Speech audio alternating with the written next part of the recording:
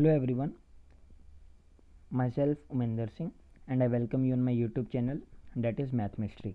आज की वीडियो में हम करने जा रहे हैं सीबीएसई क्लास 12 के important questions of chapter P block elements. ये इस वीडियो का पार्ट 1 है। बेसिकली इसमें मैं आपके साथ 1 मार्क्स क्वेश्चन डिस्कस करूँगा जो कि बोर्ड एग्जामिनेशन में पहले भी पूछे जा चुके हैं। Starting from the very first question, why has it been difficult to study chemistry of radon. Radon की केमिस्ट्री को स्टडी करना हमारे लिए डिफ़िकल्ट क्यों है? इसका जो मेन आंसर है, रेडॉन बेसिकली एक रेडियो एक्टिव एलिमेंट है और हमें पता है जो रेडियो एक्टिव एलिमेंट है वो ज़्यादा देर तक एग्जिस्ट नहीं करते। That is it is having very short half life of 3.82 days, approximately आप मान सकते हैं 4 days, which makes the study of chemistry of radon difficult. जो मेन पॉइंट था वो यह था कि रेडॉन एक रेडियो एक्टिव एलिमेंट है। आगे भी आप क्वेश्चन में देखेंगे मैंने मेन पॉइंट्स को हाईलाइट कर दिया है ताकि आपको आंसर को लिखने में हेल्प हो सके इजीली। क्वेश्चन नंबर सेकंड है हमारे पास, in the preparation of sulphuric acid by contact process. Contact process is very very important. Why is SO3 not absorb directly in water to form sulphuric acid. SO3 directly absorb क्यों नहीं होती? इसका जो main answer है, acid fog की formation के कारण जो कि डिफ़िकल्ट होती है कंडेंस करने में, तो SO3 जो है डायरेक्टली एब्जॉर्ब नहीं होता। तो आप लिखेंगे acid fog is form due to which it is difficult to condense and henceforth sulfur trioxide cannot be absorbed directly in water to form sulfuric acid. Question number third हमारे पास है, what is the difference in nature of pi bonds present in H3PO3 as well as HNO3 that is nitric acid। Answer है H3PO3 में हमारे पास p pi d pi bonding होती है, whereas in nitric acid that is HNO3 उसमें p pi bonding होती है। Main points यहाँ पर मैंने हाईलाइट किए हैं, p pi d pi bond and p pi bond. ये बॉन्डिंग नाइट्रिक एसिड में एग्जिस्ट करती है as well as p pi d pi bonding H3PO3 में एग्जिस्ट करती है। क्वेश्चन नंबर 4 हमारे पास है, name 2 poisonous gases which can be prepared from chlorine gas. वो ऐसी कौन सी 2 जहरीली गैसें हैं जिनको आप क्लोरीन गैस से प्रिपेयर कर सकते हैं? The 2 poisonous gases that can be prepared from chlorine gas are phosgene gas, जिसका केमिकल फार्मूला मैंने लिखा है यहाँ पे COCl2, and tear gas. Tear gas का फार्मूला होता है CCl3NO2। नेक्स्ट क्वेश्चन है हमारे पास, which allotrope of sulphur is thermally stable at room temperature. वो सल्फर का कौन सा एलोट्रोप है जो कि स्टेबल होता है रूम टेम्परेचर पे? तो इसका जो आंसर है बेसिकली वो है रोम्बिक सल्फर। इसके बेसिकली 2 एलोट्रोप्स हैं सल्फर के, एक होता है मोनोक्लिनिक सल्फर एंड दूसरा होता है हमारा जो यहाँ पे लिखा हुआ डेट इज रोम्बिक सल्फर। तो आपको याद रखना है जो रोम्बिक सल्फर है it is thermally stable at room temperature. Question number 6 है, mention 3 areas in which sulphuric acid plays an important role. Sulphuric acid कहाँ कहाँ पे जो बेसिकली हमारा यूज़ किया जाता है उसके बारे में हमने बताना है। मेन पॉइंट्स मैंने हाईलाइट कर दिए। फर्स्ट पॉइंट है H2SO4 is used in manufacture of fertiliser. Fertiliser की मैन्युफैक्चर में इसको हम यूज़ करते हैं। It is used in storage batteries as well as it is also used in detergent industries. चलिए अब हम नेक्स्ट क्वेश्चन की तरफ चलते हैं।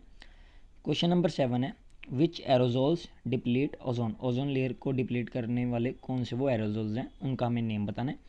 आंसर है aerosol such as chlorofluorocarbons that is CFCs as well as freons which is denoted by CCl2 and F2 depletes ozone layer by supplying chlorine free radicals which convert ozone to oxygen.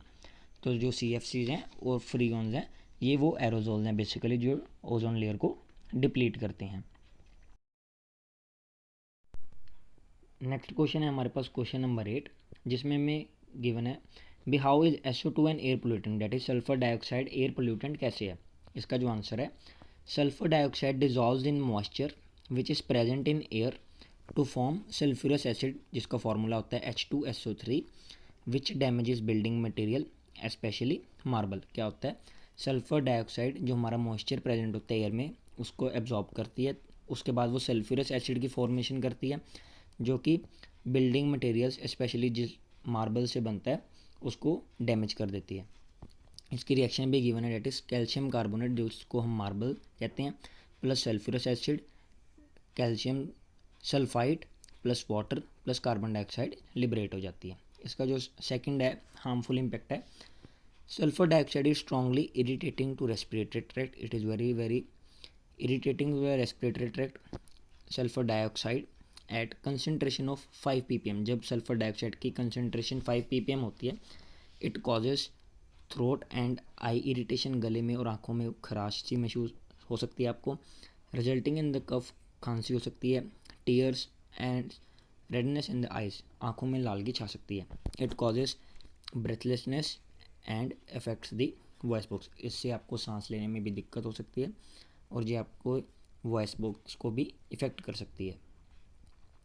Question number 9, what inspired N Bartlett for carrying out reaction between xenon and platinum hexafluoride?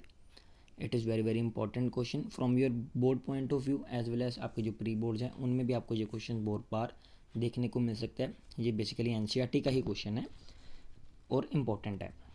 इसमें हमारे पास है भी ऐसी वो कौन सी बात थी जो नील बार्टलेट को इंस्पायर की कि वो जीनॉन और प्लेटिनम हेक्साफ्लोराइड के बीच में रिएक्शन करवाएं। इसकी स्टार्टिंग होती है, Neil Bartlett observe that, Neil Bartlett ने देखा कि जो प्लेटिनम हेक्साफ्लोराइड है वो ऑक्सीजन के साथ रिएक्ट करके एक आयोनिक सॉलिड बनाता है जिसको हम कहते हैं O2 पॉजिटिव PTF6 नेगेटिव। जैसे ये रिएक्ट करा, ये रिएक्शन आपके सामने O2 पॉजिटिव PTF6 नेगेटिव होता क्या है, जो ऑक्सीजन है वो बेसिकली ऑक्सीडाइज हो जाती है। Here oxygen gets oxidise to O2 positive by platinum hexafluoride. इसके बाद नील बार्टलेट ने देखा कि जो फर्स्ट आयनाइजेशन इंथैल्पी हो जीनॉन की, that is 1117 kilojoule per mole, is fairly close to that of oxygen molecules 1175 kilojoule per mole. Bartlett thought that platinum hexafluoride should oxidize xenon to xenon positive also. This inspired Bartlett to carry out a reaction between xenon and platinum hexafluoride. हुआ क्या भी, जो ionization enthalpy थी xenon और oxygen की same थी, तो Bartlett ने सोचा अगर प्लेटिनम हेक्साफ्लोराइड ऑक्सीजन को ऑक्सीडाइज कर सकता है तो इन द सेम मैनर वो xenon को भी ऑक्सीडाइज करेगा। यही थी एक इंस्पिरेशन उनके लिए, जिसके बाद उन्होंने जीनॉन और प्लेटिनम हेक्साफ्लोराइड के बीच में रिएक्शन करवाई। At last but not the least, question number 10 is list uses of neon and argon gases. Argon और नियॉन गैसेस के हमने यहाँ पर यूजेस बताने हैं। यूजेस ऑफ नियॉन, नियॉन के यूजेस हैं basically, neon bulbs are used in botanical gardens and in the green houses. Neon is also used as the voltage regulators and indicators. ठीक है, आर्गन के यूजेस देखते हैं अब हम। It is mainly used to provide inert atmosphere in high temperature metallurgical processes।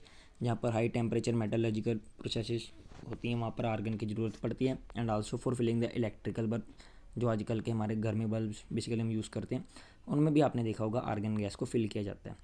It is also used in the radio valves as well as rectifiers. Radio valves और rectifiers में भी हम आर्गन गैसेस को use करते हैं।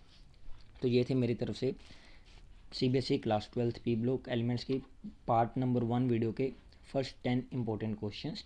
ये basically 1 और 2 marks में आपसे पूछे जा सकते हैं। नेक्स्ट आपकी आने वाली वीडियोस में और पार्ट्स के साथ मैं आऊँगा जिसमें 3 marks as well as 5 marks जो प्रीवियस ईयर में पूछे जा चुके क्वेश्चन हैं उनको मैं आपके साथ डिटेल में डिस्कस करूँगा। ज़्यादा से ज़्यादा इस वीडियो को शेयर करें ताकि जो बच्चे कोचिंग वगैरह अफोर्ड नहीं कर सकते वो free of cost quality content इस हमारे यूट्यूब चैनल से लेकर पढ़ सकते हैं। May God bless you all. Thank you very much.